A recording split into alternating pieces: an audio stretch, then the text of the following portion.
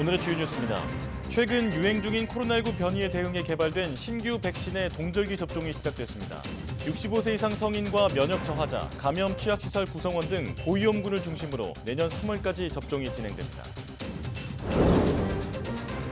정기석 국민건강보험공단 이사장이 의사가 늘면 필수 의료에 대한 낙수 효과는 적고 오히려 건강보험 재정 지출이 늘어날 거라고 말했습니다.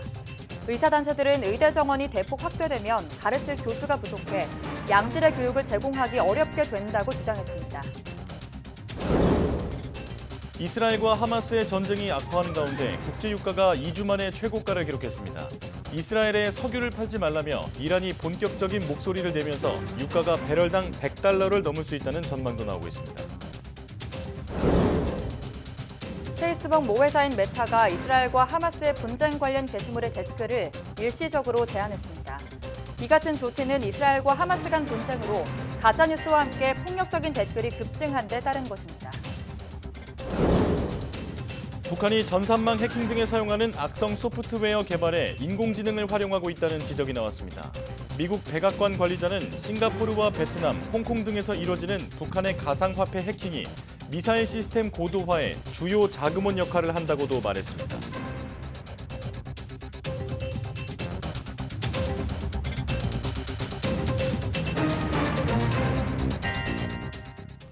여러분 안녕하십니까? 사이언스 투데이 시작합니다. 응급실이나 소아과 등 필수 의료와 지역 의료를 살려내기 위해 지방 국립대병원에 대한 지원이 대폭 강화되고 필수 의료 수가가 올라갑니다. 보건복지부는 이 같은 내용이 담긴 지역 완결적 필수 의료 혁신 전략을 발표했습니다.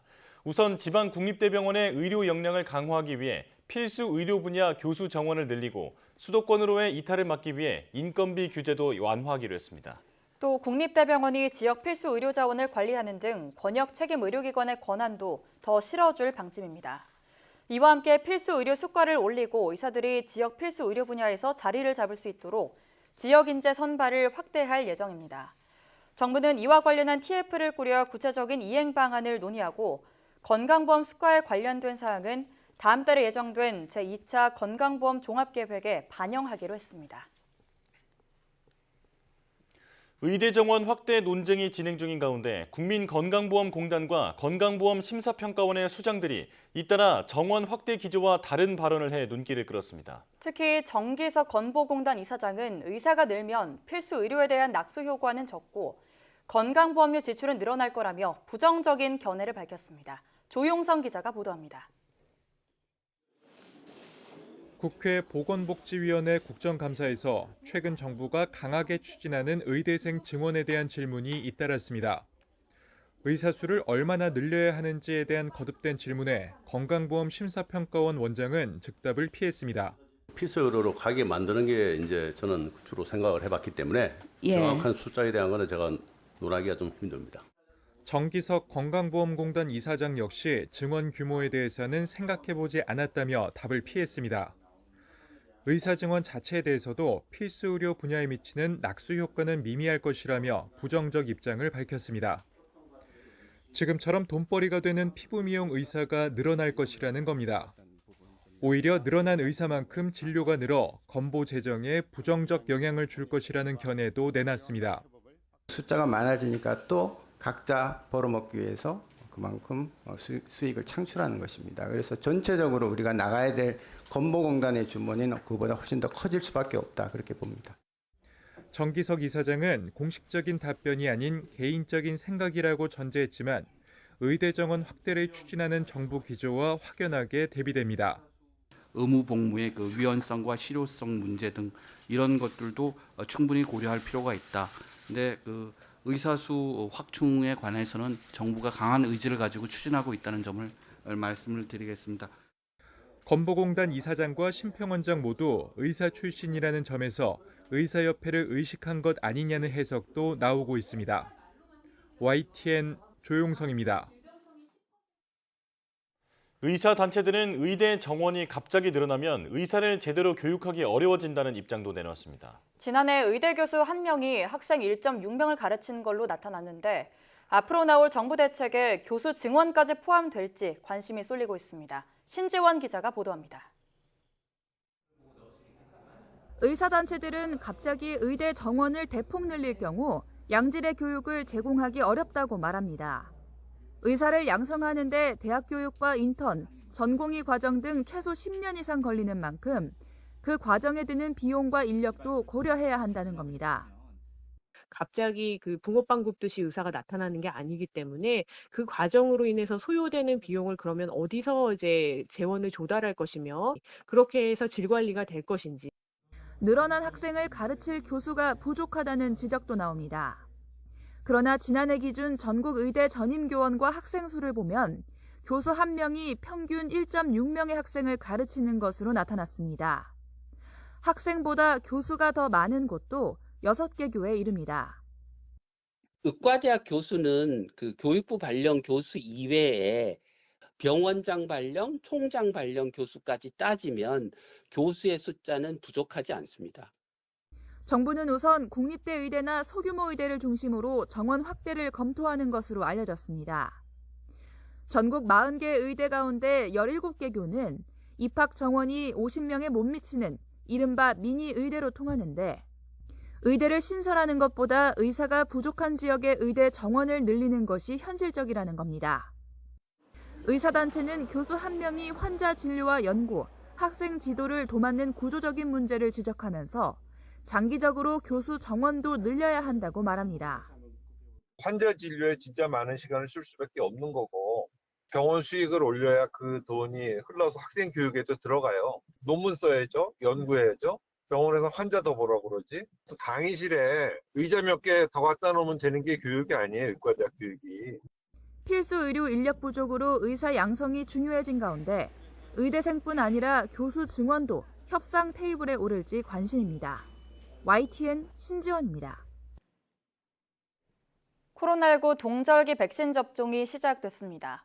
질병관리청은 코로나19 백신 접종 추진 계획에 따라 내년 3월까지 고위험군을 중심으로 백신 접종을 시작한다고 밝혔습니다. 접종 적극 권고 대상은 65세 이상과 면역 저하자, 감염 취약시설 구성원 등의 고위험군입니다. 고위험군이 아닌 12세에서 64세까지의 경우에는 다음 달인 11월 1일부터 접종이 가능합니다. 이번에 활용하는 백신은 현재 유행하는 XBB 계열 변이에 대응해서 개발된 신규 백신입니다. 질병청은 코로나19와 인플루엔자 백신을 동시 접종했을 때의 유효성과 안전성이 국내외 연구를 통해 지속적으로 확인됐고 해외 주요 나라에서도 동시 접종을 추진하고 있다고 설명했습니다. 코로나19 백신 접종이 시작된 가운데 신규 확진자 수는 9주째 감소세를 보이고 있습니다. 질병관리청은 지난주 527개 표본 의료기관을 통해 신고된 코로나19 신규 확진자는 7,400여 명으로 일주일 전보다 13% 줄었다고 밝혔습니다. 신규 확진자 가운데는 60세 이상 고령자가 38%를 차지하면서 일주일 만에 0.9%포인트 증가했습니다. 방역당국은 지난 8월 코로나19 감염병 등급을 2급에서 4급으로 낮추면서 전수감시를 중단하고 지정 의료기관에서 코로나19 양성자 규모를 감시하고 있습니다.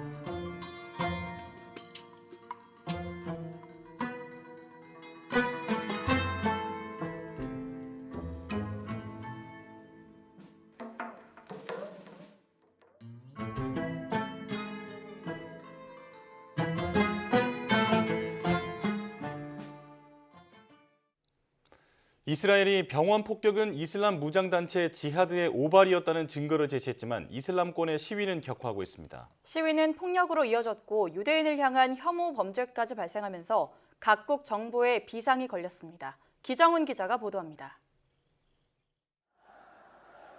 예멘의 수도 사나 도심. 팔레스타인을 지지하는 수천 명이 목소리를 높였습니다.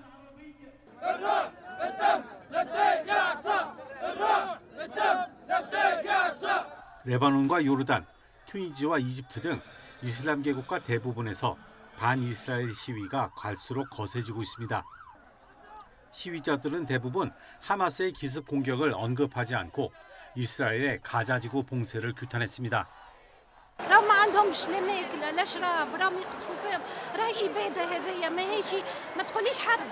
화살은 미국 등 친이스라엘 국가로도 향했고 시위가 격화하면서 폭력 사태로 이어진 곳도 많았습니다.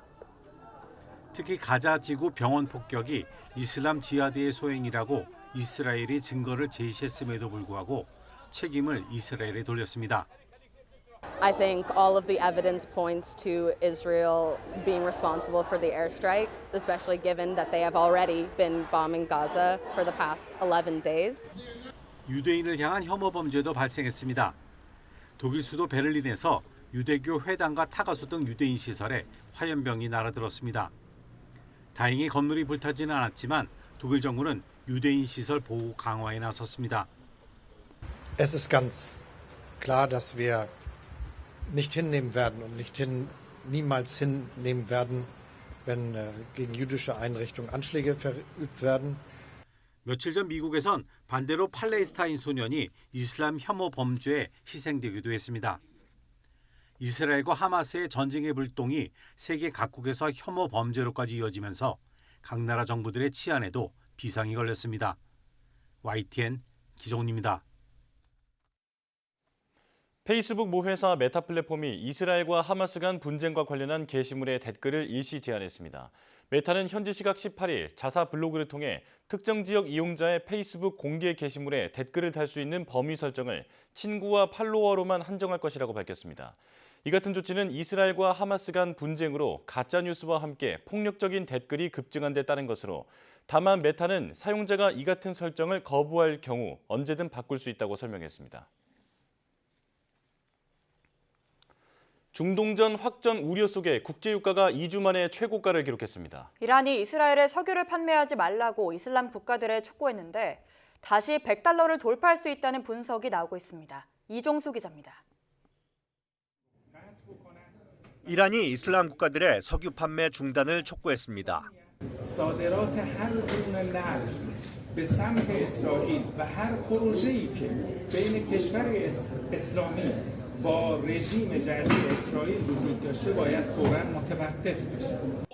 이란은 라이시 대통령이 직접 나서 대규모 군중 집회를 열고 이스라엘과 외교관계 단절도 촉구하고 나섰습니다. 팔레스타인 무장정파 하마스와 레바논에 거점을 둔 무장정파 헤즈볼라를 배후에서 지원하고 있는 이란이 이처럼 전면에 나서 이스라엘을 압박하면서 중동전 확전 우려에 불을 질렀습니다. 여기에 미국 원유 재고가 예상과 달리 깜짝 줄었다는 소식까지 나오면서 국제유가는 2주 만에 최고가를 기록했습니다. 주요 산유국들이 결집해 있는 아랍권이 원유 가격 결정력이 높은 점 등을 들어 원유 시장에선 지난해 7월 이후 다시 1배럴에 $100를 돌파할 수 있다는 우려가 커지고 있습니다.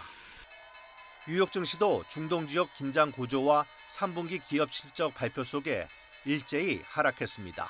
But when you had the attack overnight on the hospital, there were great fears, especially since no one really has been able to track down who instigated it. So now there's fears that you'll bring Iran into the conflict.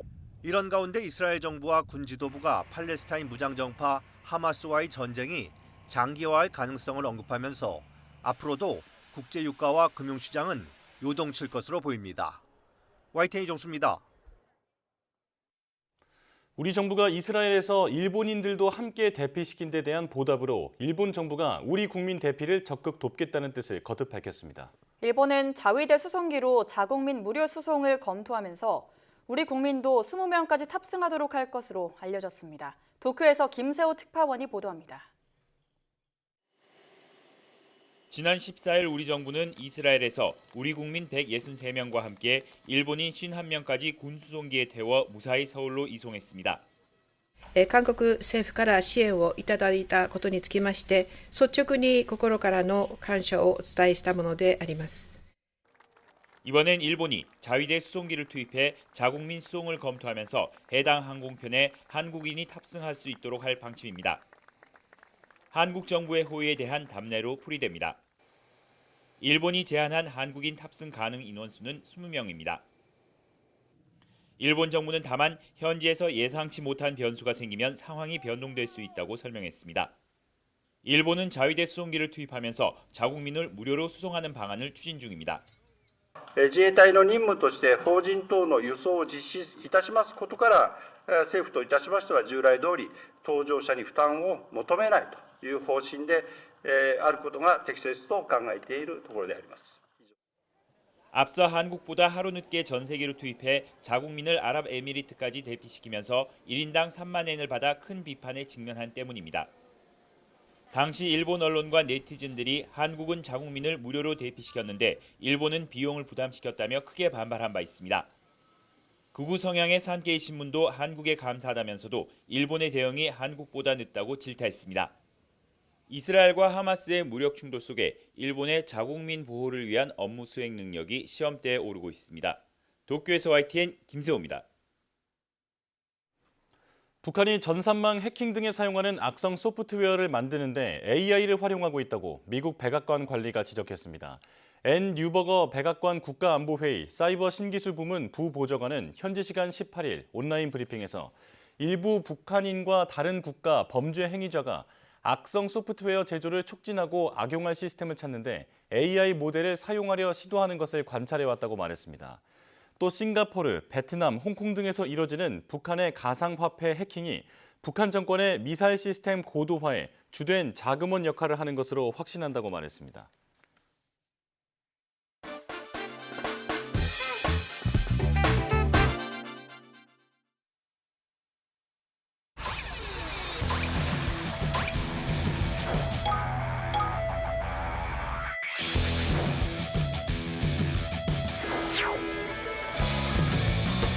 전 준비됐습니다. 갑자기 싱크대나 욕실, 세면대 등 하수구가 막히면 여간 불편한 게 아니죠. 이것저것 온갖 시도를 해봐도 안 되면 결국 전문가를 부르게 되는데요. 하수구가 왜 막혔는지 또 어떻게 뚫는 건지 영상으로 직접 보여주면서 속 시원하게 설명해주는 하수구 전문 크리에이터가 있습니다. 네, 저기 잠깐만요. 오늘은 꽉 막힌 하수구와 함께 답답한 가슴까지 뻥 뚫어주는 하수구의 제왕 어재욱 씨를 모셨습니다. 어서 오세요. 안녕하십니까? 예, 나와주셔서 고맙습니다. 자, 우선 사이언스 투데이 시청자에게 간단하게 자기소개부터 부탁드릴게요. 네, 안녕하세요. 배관 관리 업체를 운영하면서 막힌 하수구를 뚫어주는 유튜버 채널 하수구의 제왕을 운영하고 있는 어재욱이라고 합니다. 네, 반갑습니다. 네, 채널 명이 재밌는데요. 이 하수구의 제왕은 어떻게 지으신 이름인가요? 반지의 제왕이라는 유명한 영화가 있어요. 예. 반지 대신에 하수구를 넣어서 사람들이 쉽게 기억하시라고 하수구의 제왕을 만들게 되었습니다. 아, 그렇군요. 근데 채널을 보니까 정말 이름답게 많은 작업을 해오셨던데 지금까지 몇 군데나 하수구를 뚫으셨을까요? 저희 팀이 1년에 약 300개 정도 작업이 가능합니다. 네네. 그런데 10년 넘게 했으니까 3,000개 정도 작업했다고 보면 되겠네요. 엄청나네요. 근데 그 상황마다 다 다르고 또 며칠씩 걸리기도 하잖아요. 가장 기억에 남는 현장은 어디였을까요? 대기업 본사 건물이 있는데요. 회장님이 냄새에 민감하셔서 주말에 모든 작업을 마무리해야 했습니다.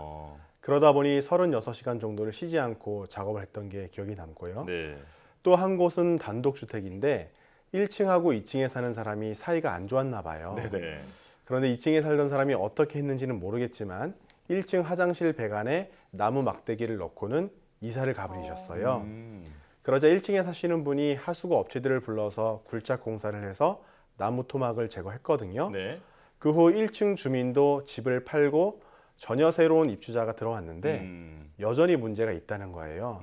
저희가 가보니까 다른 불순물도 많았지만 무엇보다 처음에 제거되지 않고 남아있던 나무 막대기가 그대로 있더라고요. 그걸 큰 공사를 하지 않고 정말 어렵게 빼냈는데 그때 정말 저희 일처럼 기뻤습니다. 네. 고객 역시 매우 행복해 하셨고요. 네.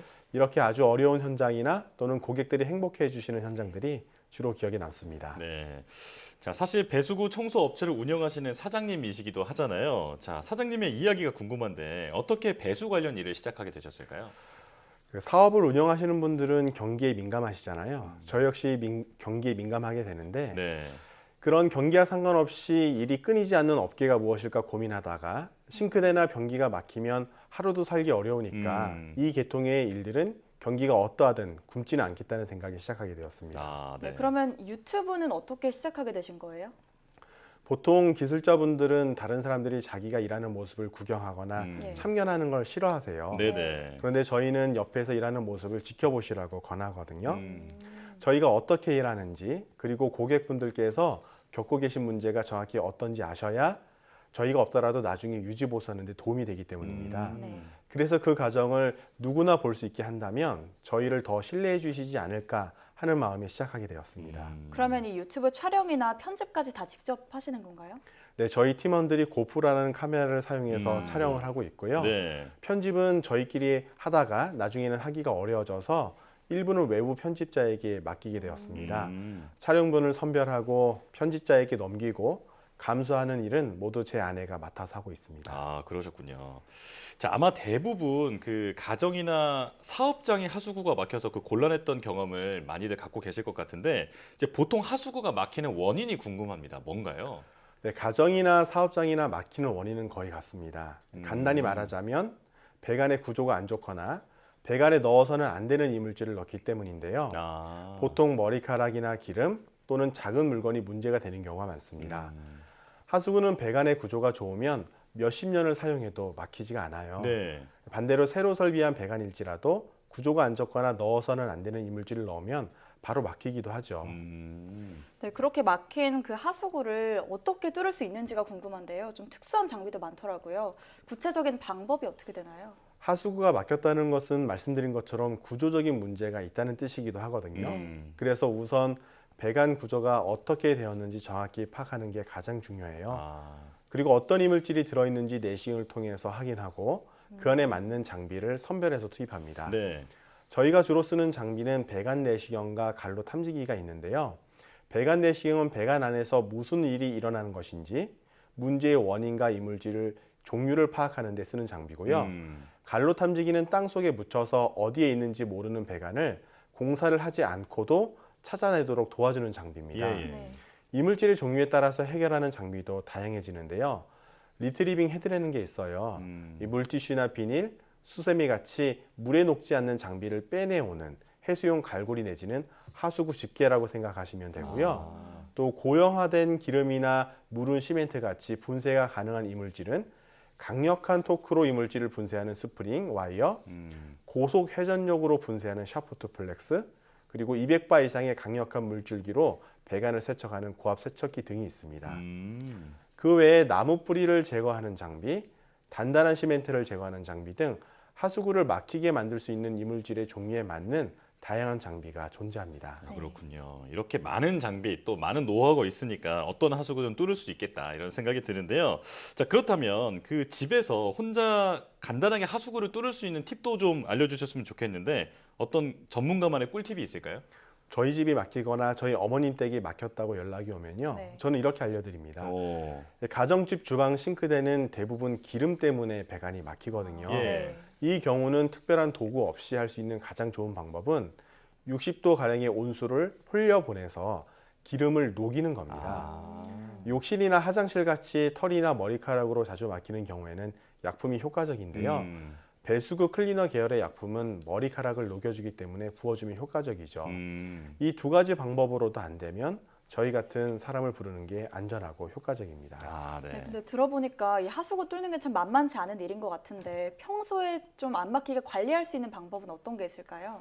네, 배관이 막히는 원인이 다양하지만 주로 기름과 머리카락 때문에 막힌다고 했을 때 주방은 일주일에 한 번은 뜨거운 온수로 설거지를 하시고 마무리를 하실 때 60도 정도의 물을 큰 냄비로 흘려서 기름을 흘려보내 주시면 도움이 되고요. 화장실이나 욕실은 한 달에 한 번만 배수구 클리너를 종이컵 정도의 분량으로 밤에 주무시기 전에 부어두시면 효과가 좋습니다. 네, 어렵지 않은 방법으로 하수구를 항상 깨끗하게 관리할 수 있을 것 같습니다.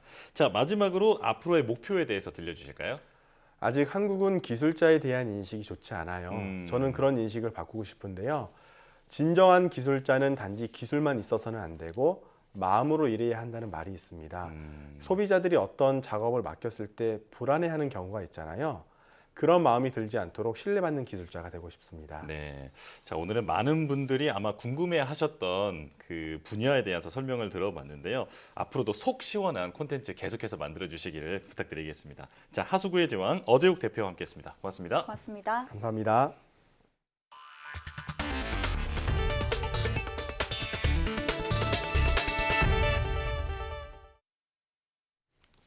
한국은행이 기준금리를 현재 수준인 연 3.5%로 6차례 연속 동결하기로 했습니다.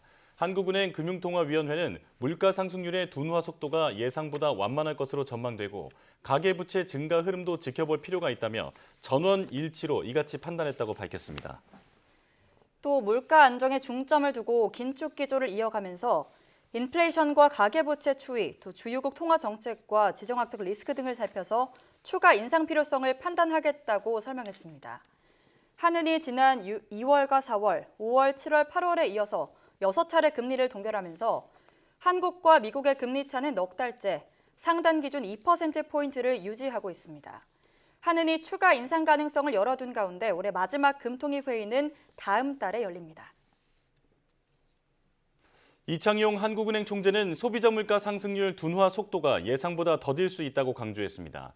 이 총재는 금융통화위원회 회의 후 기자간담회에서 지난 8월 예측한 물가 하락 경로보다는 속도가 늦어지지 않겠느냐는 게 금통위원들의 중론이라며 이같이 밝혔습니다. 이 총재는 이런 이유로 금통위원 6명 가운데 5명은 추가 기준금리 인상 가능성을 열어둬야 한다고 주장했고 특히 이 가운데 1명은 가계부채가 더 악화하지 않도록 선제적으로 대응해야 한다는 의견을 냈다고 말했습니다.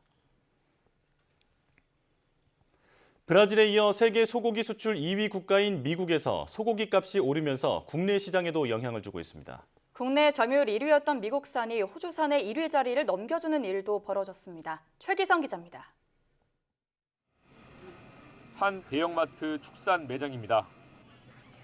미국산 소고기와 호주산 소고기, 한우가 함께 팔리고 있습니다. 2017년부터 국내 수입 점유율 1위 자리를 지키던 미국산 소고기가 호주산의 1위 자리를 내줬습니다.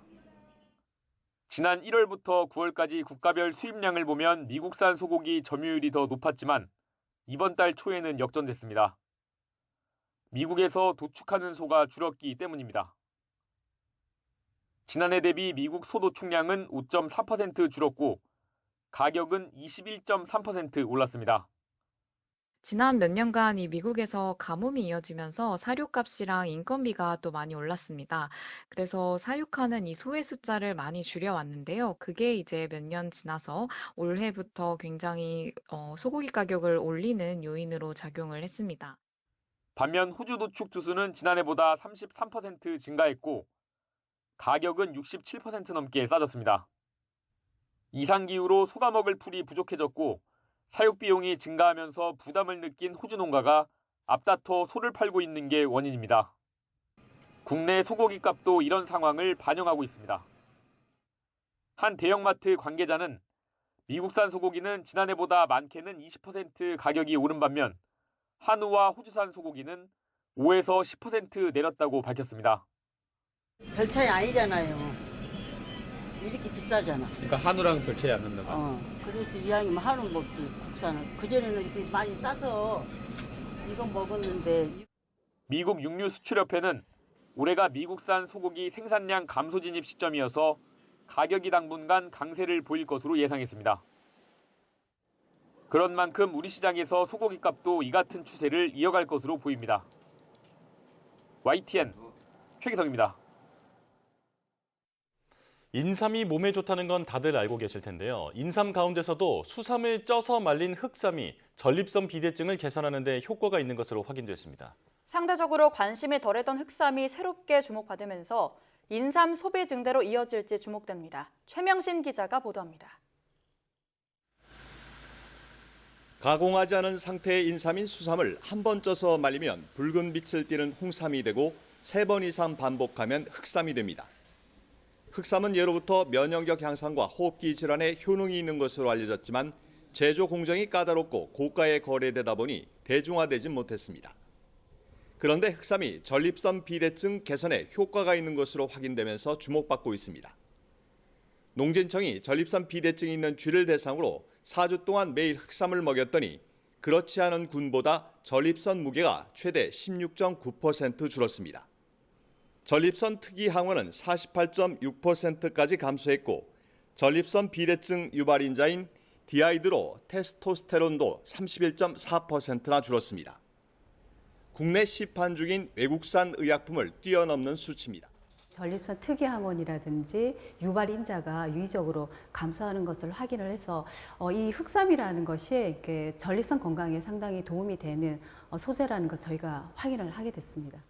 농진청은 연구 결과를 토대로 3건의 흑삼 관련 기술 특허 등록을 마쳤습니다.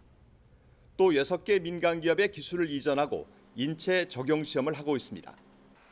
최근 인삼 소비 위축으로 고민에 빠진 인삼업계는 기대감을 감추지 않고 있습니다.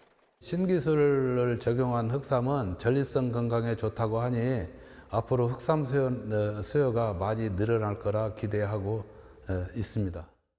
농진청은 앞으로 흑삼을 건강기능식품 원료와 천연의학 소재로 개발하는 연구를 추가 진행할 계획입니다. YTN 최명신입니다. 일방 통행로를 역주행하는 차량을 골라 사고를 낸 뒤 치료비와 합의금 명목으로 수천만 원을 뜯어낸 30대 남성이 경찰에 붙잡혔습니다. 도로교통법을 위반한 운전자들이 신고를 못하는 걸 노린 것으로 보입니다. 임예진 기자가 보도합니다. 검은 SUV가 주택가 일방통행 도로를 거슬러 달립니다. 잠시 뒤 앞을 지나던 오토바이가 갑자기 방향을 틀어 SUV를 향해 돌진하더니 길가로 넘어집니다. 또 다른 일방통행 도로.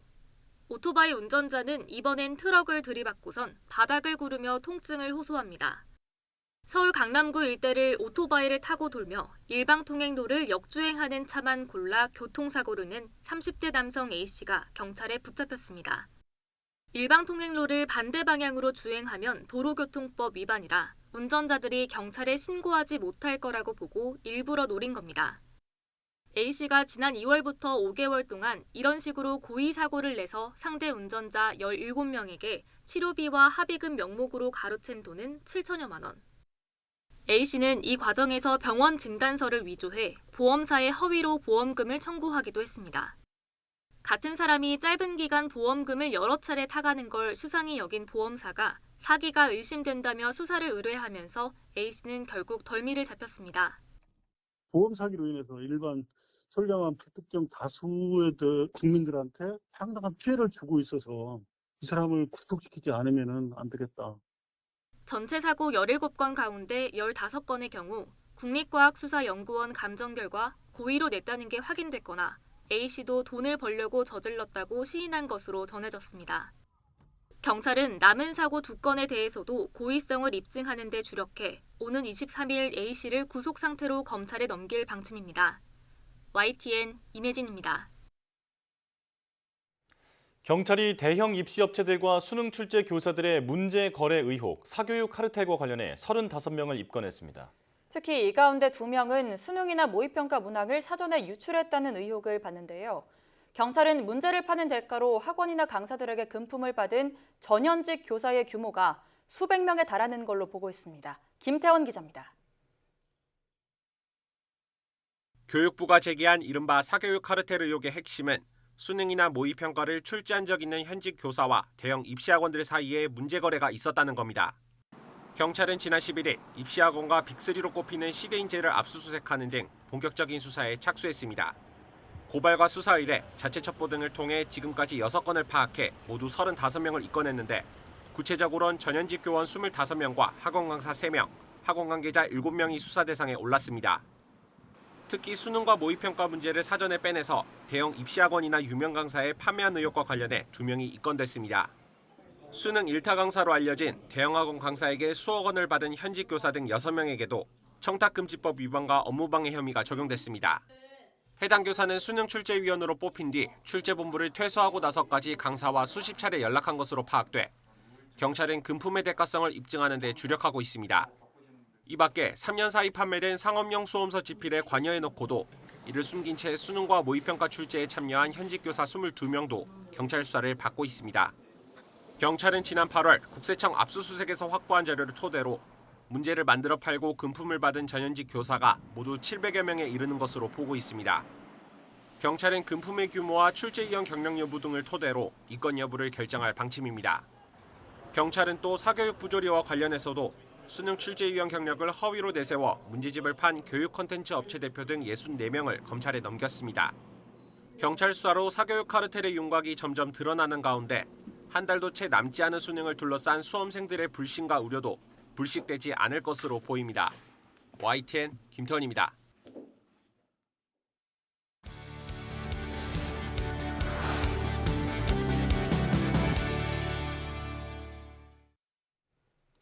비만 치료제의 원리는 뇌 속의 식욕 조절 관련 신경세포를 조절하는 것에서 시작하지만 다양한 부작용이 나타날 수 있는 우려가 있는데요.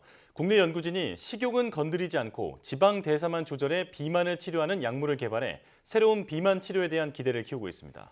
음식을 먹는 즐거움을 누리면서도 살은 찌지 않게 하는 기술이 있다고 하는데요. 기초과학연구원 IBS 인지 및 사회성 연구단의 이창준 단장님 나오셨습니다. 어서 오세요. 안녕하세요. 네, 나와주셔서 고맙습니다. 자, 뇌 속의 세포를 조절해서 식사량을 조절하지 않고도 지방만 뺄 수 있는 그런 비만 치료제다. 꿈의 물질이 아닌가 이런 생각이 드는데요. 자, 어떤 물질인지 소개부터 해주시죠. 네, 저희가 치매 치료제로 개발 중인 KDS-2010이라는 신약 후보 물질인데요. 예. 이 놀랍게도 이 동물 실험에서 뛰어난 항비만 효과를 보여주고 있어서 그 이유를 밝히고 연구 결과를 최근 네이처 자매지에 보고하였습니다. 예. 이 KDS-2010은 마오비라는 뇌에 있는 별세포에 특이적으로 발현하고 작용하는 효소를 억제하는 억제제로 개발되었고 마오비는 이 알츠하이머 질병의 원인 인자로 밝혔고 신경 억제 신호 전달 물질인 가바를 생성하여 주위의 신경세포를 억제한다고 저희가 밝혔습니다. 네네.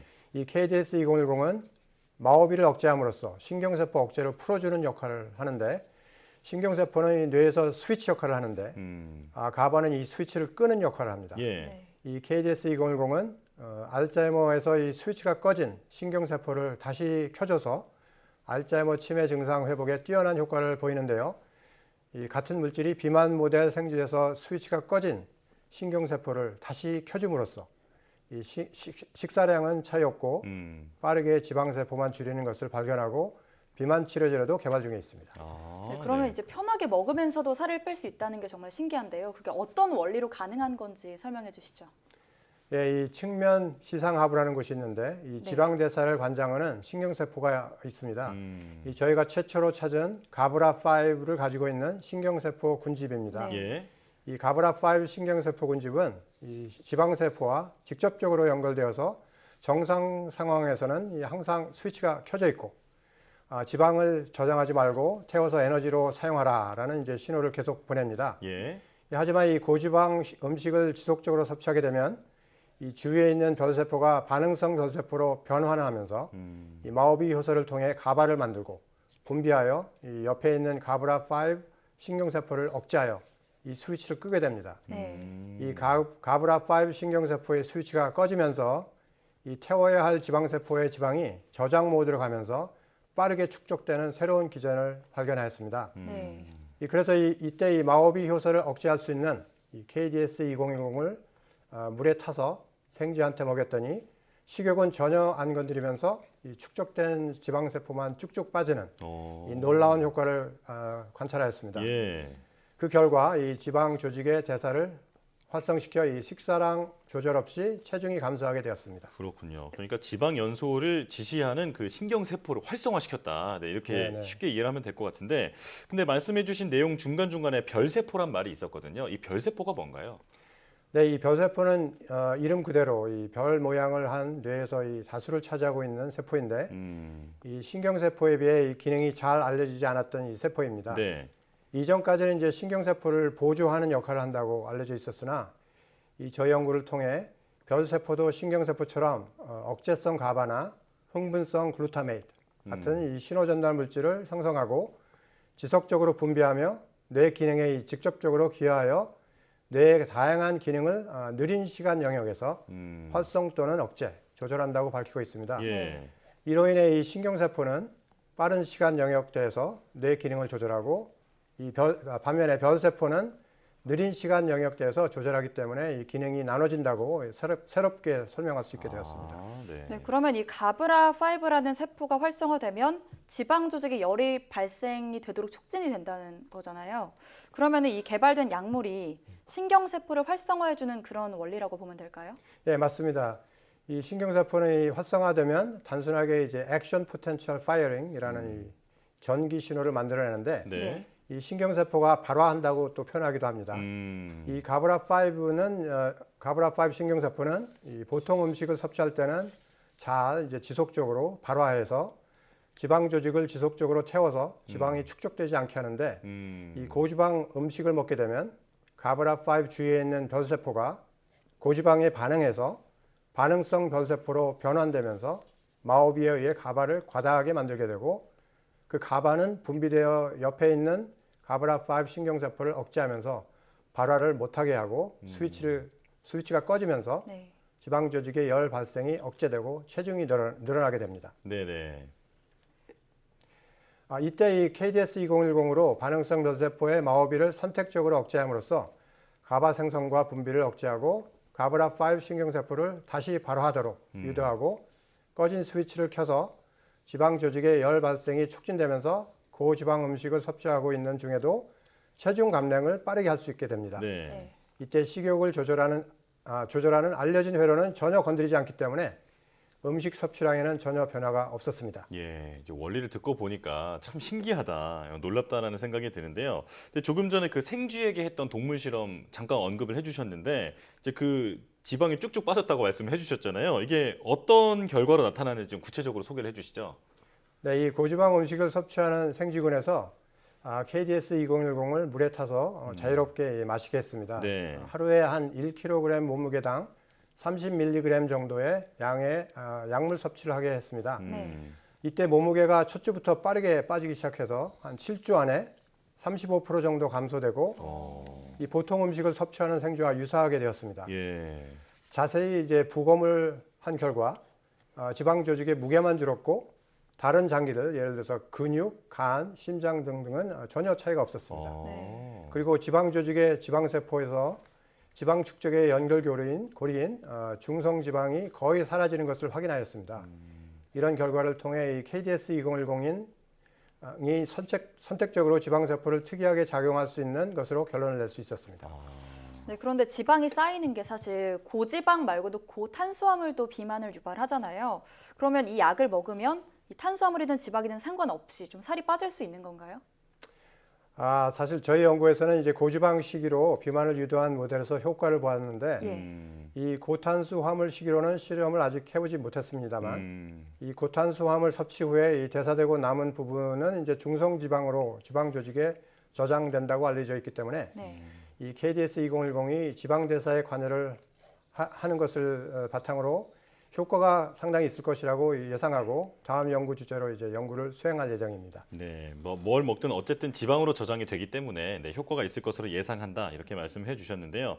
자, 이번 연구가 결국 그 비만의 원인이 뇌에 있다라는 것을 밝혀낸 어떤 그 결과라고도 볼 수 있을까요? 네, 그렇습니다.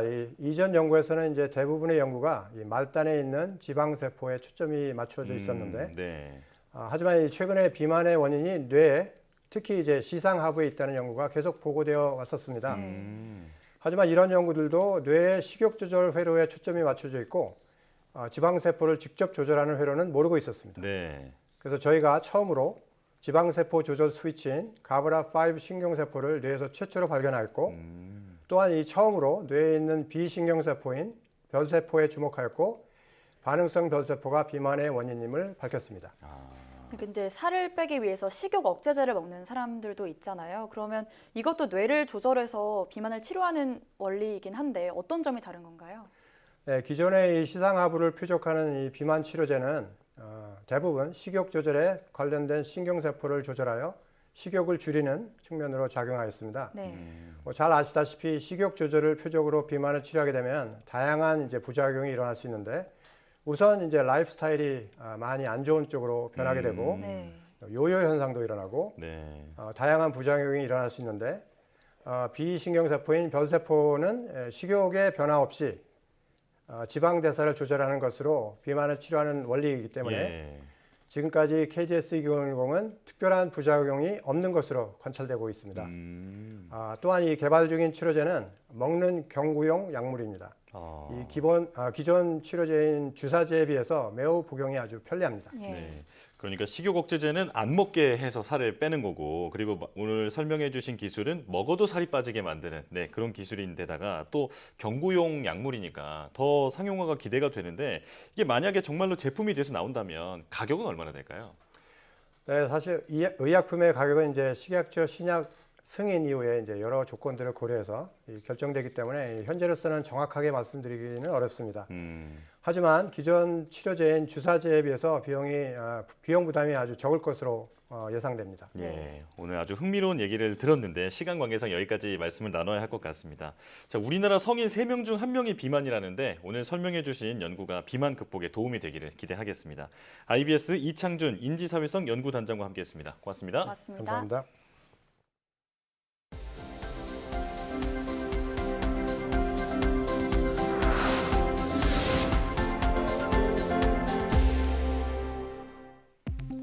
인간과 로봇이 협업하게 되면 사람의 작업 집중도가 떨어지면서 오류가 늘어난다는 연구 결과가 나왔습니다. 독일 베를린 공대 연구팀은 회로 기판 결함을 검사하는 실험에서 사람만 작업할 때와 사람과 로봇이 협업하는 경우를 비교한 결과 사람만 작업한 경우 평균 4.2개의 결함을 발견했지만 로봇과 협업한 사람들이 발견한 결함 수는 평균 3.3개에 그쳤다고 밝혔습니다. 연구팀은 작업 후반으로 갈수록 로봇과 함께 작업한 사람들이 결함을 놓치는 사례가 늘어났다면서 무언가에 의존하는 데 익숙해져 정신적으로 덜 몰입하는 현상이 나타난 것이라고 설명했습니다. 국내 연구진이 인공위성과 기상 예보 자료를 조합해서 다양한 환경 변화에서도 산불을 정확하게 탐지할 수 있는 기술을 개발했습니다. 울산과학기술원 임정우 교수팀은 인공위성 자료에만 의존하던 기존의 형식에서 벗어나 상대 습도와 지표면의 온도 등 기상 예보에 사용되는 수치 모델 자료를 융합한 딥러닝 기반 적응형 산불 탐지 기술을 개발했다고 밝혔습니다.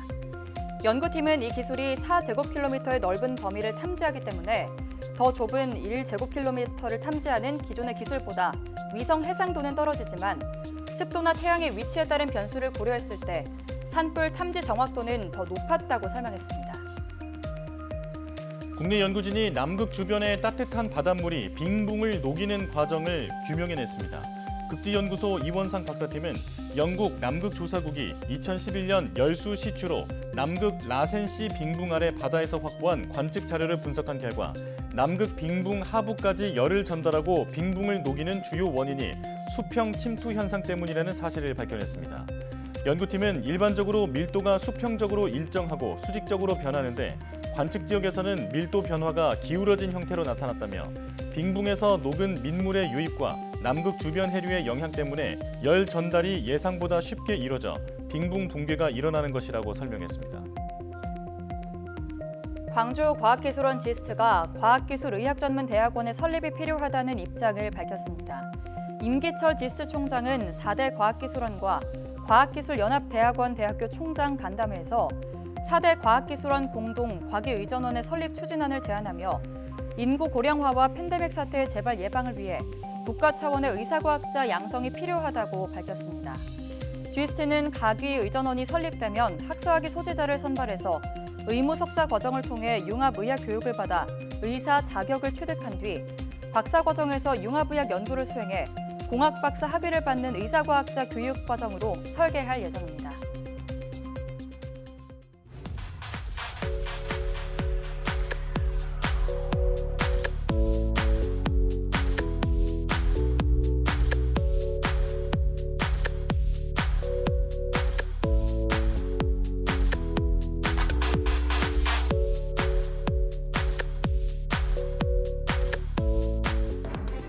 앞서 일방통행로에서 고의로 접촉사고를 일으켜 돈을 뜯어낸 사기범이 붙잡혔다는 소식 전해드렸는데요.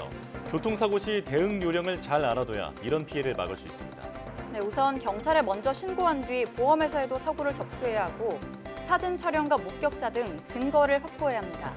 만약 현장에서 합의할 경우 반드시 합의서를 작성해둬야 분쟁 시 억울한 일을 당하지 않을 수 있다는 점 꼭 기억하시기 바랍니다. 네, 뉴스 마칩니다. 함께해 주신 여러분 고맙습니다.